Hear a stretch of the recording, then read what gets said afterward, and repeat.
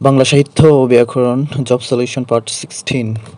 সম্মুখে অগ্রসর হয়ে অভ্যর্থনা প্রত্যুৎগমন, প্রশংসা দ্বারা আনন্দ প্রকাশ, অভিনন্দন, সম্মানের সাথে অভ্যর্থনা সংবর্ধনা।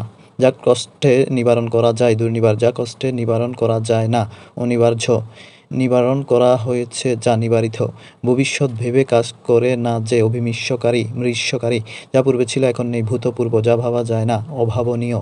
বিড়াল তাপস্বী অর্থ হচ্ছে ভণ্ড সাধু, আক্কেল সালামি অর্থ ভুলের মাসুল বা নির্বুদ্ধিতার দণ্ড, উড়নচণ্ডী অর্থ হচ্ছে অমিত ব্যয়ী, আকাশকুসুম কল্পনা বা অসম্ভব কল্পনা, যা লাফিয়ে চলে প্লবক। রবীন্দ্রনাথ তার তাসের দেশ নাটকটি নেতাজি সুভাষচন্দ্র বসুকে এবং কালের যাত্রা নাটকটি শরৎচন্দ্র চট্টোপাধ্যায়কে উৎসর্গ করেন। হাত ভারী বাগধারার অর্থ হচ্ছে কৃপণ বা ব্যয়কুণ্ঠ।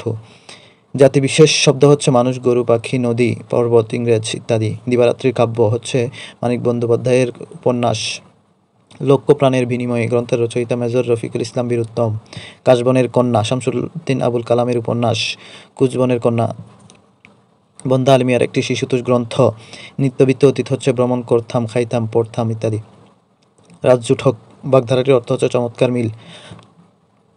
চারণ কবি মুকুন্দ দাস মোজাম্মেল হককে শান্তিপুরের কবি বলা হয়। বাংলা সাহিত্যে ভোরের পাখি বলা হয় বিহারীলাল চক্রবর্তীকে। যা বলা হয়নি অনুক্ত। শেষ প্রশ্ন এবং শেষ পরিচয় শরৎচন্দ্রের উপন্যাস। বাঙালি ইতিহাস লেখক নিহারঞ্জন রায়। উপরোধ শব্দের অর্থ হচ্ছে অনুরোধ। সমাজের রীতি এসেছে সংস্কৃতি ভাষা থেকে।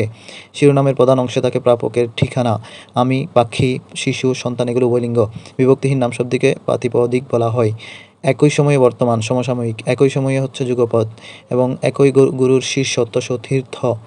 বাংলা স্বরধ্বনিতে স্বর হচ্ছে চারটি: স্বর, রস্বই, রস্ব, ঋ।